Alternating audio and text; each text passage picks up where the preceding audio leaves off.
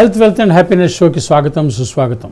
ఇప్పుడు మనతో పాటు ఆరోగ్య సమస్యలు, నోటి క్యాన్సర్సు, దీనికి తీసుకోవాల్సిన జాగ్రత్తలు, ఈ క్యాన్సర్ రావడానికి కారణం ఏమిటి అనే అంశాల మీద ఎంతో పరిశోధన చేసిన వ్యక్తి డాక్టర్ చంద్రకాంత్ గారు మనతో పాటు ఉన్నారు.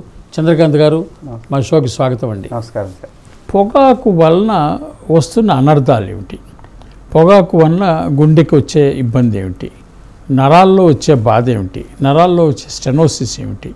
ఎందుకంటే ఇందాక మనం చర్చ మొదలుపెట్టినప్పుడు కూడా అనుకున్నాం, పొగాకు నోటి దుర్వాసన కోసమో, ఏదో నోటి శుభ్రం కోసమో, నోటి నుంచి వచ్చే ఫీలింగ్ కోసమో కాదు, ఇది బ్రెయిన్ స్టిమ్యులేట్, బ్రెయిన్ యొక్క డిజార్డర్. సో ముందు మనం సైకలాజికల్గా అదొకటి అవేర్నెస్ చేయాలి. మీరు ఇందా చెప్పారు గంజాయి తాగుతూ అమ్మాయిలు దొరుకుతున్నారు అని. అసలు గంజాయి తాగే స్థితికి చిన్నపిల్లలు ఎందుకు రావాలి, ఆడపిల్లలు ఎందుకు రావాలి అంటే మానసికంగా there is something going on. మీరు చాలా కరెక్ట్ పాయింట్ని రైజ్ చేశారు. ఎందుకనంటే ఒకప్పుడు కుటుంబ వ్యవస్థలు కానీ, తర్వాత కంబైన్డ్ ఫ్యామిలీస్ కానీ ఉండేవి. ఎవరైనా ఒకటి దురలవాటు అనుకున్నప్పుడు ఎవరో ఒకళ్ళు హెచ్చరించటం కానీ, ఊర్లో వాళ్ళు కానీ, టీచర్స్ కానీ, లేకపోతే బయట వాళ్ళు చెప్పటం ఉండేది.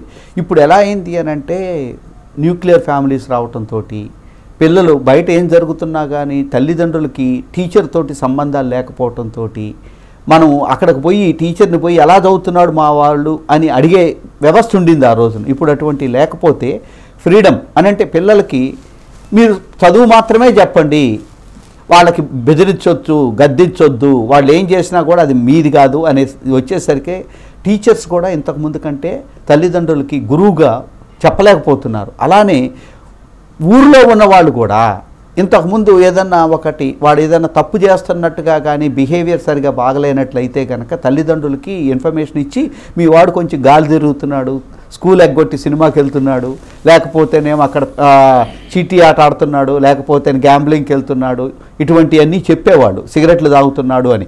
ఇవి సినిమాల్లో కానీ ఇటువంటి వాటిల్లో మనకి ఒక చిన్న లైన్ వస్తుంది. కానీ హీరో సిగరెట్ తాగటం, గ్లాసు పట్టుకోవటం, మందు తాగటం, ఈ రెండు కూడా నిత్యకృత్యంగా కనపడుతున్నాయి మనకి.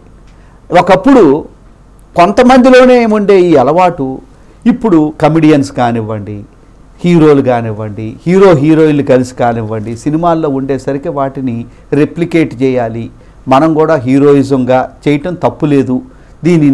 ఇది వ్యవస్థ మనని అంగీకరిస్తుంది. ఇది సొసైటీలో ఒక కల్చరు, ఒక అలవాటుని అందరూ యాక్సెప్టబుల్ స్టేజ్ వచ్చింది అని అనుకుంటున్నారు. అయితే మీరు అన్నట్టుగా ఒకళ్ళు ఇద్దరు ఊరుకుండేవాళ్ళు, ఆ రోజు సిగరెట్లు తాగేవాళ్ళు, తర్వాత కాలేజీల్లో ఎక్కువయ్యారు. కానీ ఇప్పుడు కాలేజీల్లో యువత ఇంతకుముందులాగా ప్యాకెట్లు తాగటం లేదు సార్.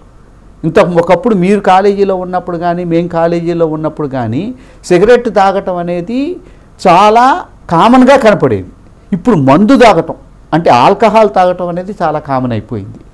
దీనికి నేను అనుకోవటం ప్రపంచవ్యాప్తంగా వస్తున్న మార్పు కావచ్చు, సొసైటీలో అవైలబిలిటీ అంటే ఇంతకుముందు ఎక్కడో ఒక చోట అందుబాటులో ఉండేది, ఇప్పుడు మనం ఇంటికే ఎక్కడికైనా సరే తెప్పించుకోగలిగే వ్యవస్థ, స్విగ్గీలు ఇటువంటివి వచ్చిన తర్వాత.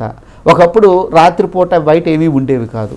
ఇవాళ 24 అవర్స్ ఆహారం సప్లై చేయడానికి, ఆల్కహాల్ సప్లై చేయడానికి, ఇటువంటి సిగరెట్లు సప్లై చేయడానికి ఆన్లైన్లో రావడానికి ఆస్కారం ఉన్న తర్వాత కట్టడి చేయటం చాలా కష్టమవుతుంది. కాబట్టి దీని మీద వచ్చే అనర్థాల గురించి మీరు అన్నట్టుగా మెడిసినల్గా వాల్యూస్ ఉన్నా కానీ దానికి నియంత్రణ తప్పినప్పుడు, మెడిసిన్ నుంచి మందు అనే దాని నుంచి వ్యసనం కింద మారినప్పుడు, ఆల్కహాల్ కూడా లిమిటెడ్ అమౌంట్లో ఆరోగ్యకరమైందని అంటారు. కానీ అనర్థం ఎప్పుడవుతుందంటే ఆ లిమిట్ తప్పినప్పుడు. ఈ సిగరెట్లు కూడా స్టిమ్యులేషన్ అంటే ఒక్కసారి స్టిమ్యులేషను, కానీ అది అడిక్షన్ అయినప్పుడు, అడిక్షన్ అయితే చాలా కష్టం కదా, దాని నుంచి బయటపడలేరు.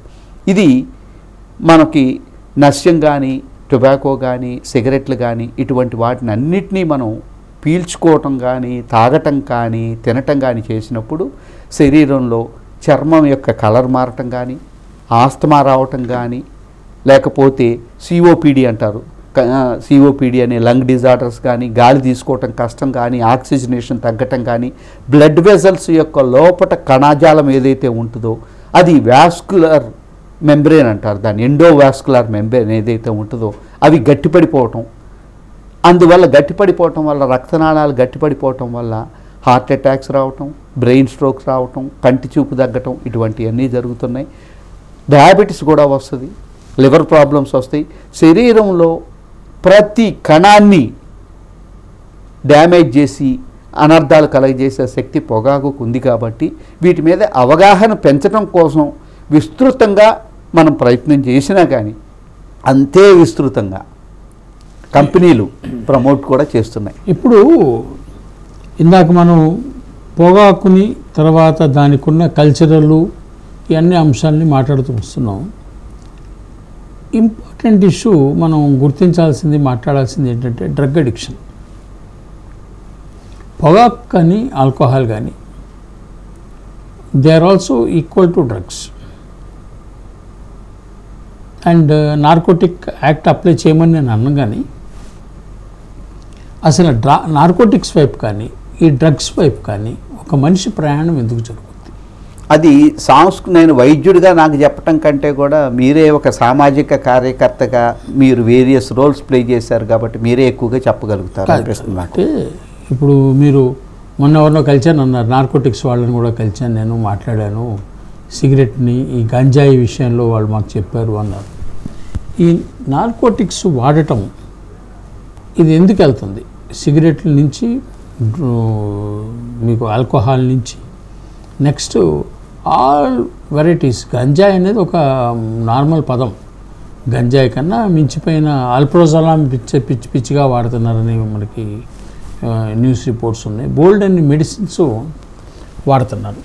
ఇన్ని మెడిసిన్స్ని అంటే ట్రాంక్యులైజర్స్ని తీసుకొచ్చి వీటన్నిటినీ డైల్యూటెడ్ ఫామ్లో నిన్న మొన్న పేపర్లో కూడా వచ్చింది, ట్రాంక్యులైజర్ని తీసుకొచ్చి వాడుతున్నారు అని. వీటన్నిటినీ ప్రజలు విచ్చలవిడిగా వాడటం అనేది సామాజిక రుగ్మతగా మీరు భావించట్లేదా? 100% సమాజానికి చాలా అనర్థం కలగజేసే ఒక సమస్య. ఇంకోటి ఏమవుతుందంటే ఎప్పుడైతే మత్తు పదార్థాలకి అలవాటు పడతారో వాళ్ళ యొక్క క్యారియరు నాశనం అవుతుంది, రొటీన్ లైఫ్ దెబ్బతింటుంది. రెండోది చదువు మీద పెట్టాల్సిన కాన్సన్ట్రేషన్ పెట్టలేరు, క్రీడల మీద పెట్టాల్సిన కాన్సన్ట్రేషన్ పెట్టలేరు, కుటుంబంలో కానీ సమాజంగా కానీ వాళ్ళు ఎలూఫ్ అయిపోతారు. ఎందుకంటే ఒక మత్తులో మునిగిపోవటం అంటారు. ఎప్పుడైతే మత్తులో మునిగిపోవటం జరుగుతుందో అది ఆల్కహాల్ కావచ్చు, డ్రగ్స్ కావచ్చు, ఏ రూపంలో ఉన్నా కూడా అది మీకు తెలుసా, ఓపియం వార్స్ జరగలేదా చైనా మీద?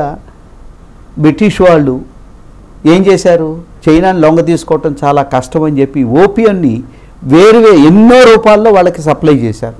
ఓపియం వార్ అన్నారు. అంటే ఇది చారిత్రాత్మకంగా చూసుకున్నా హిస్టారికల్గా చూసుకున్నా కూడా మత్తుబందిని అలవాటు చేసిన వాడిని లొంగ చేసుకోవటం చాలా ఈజీ.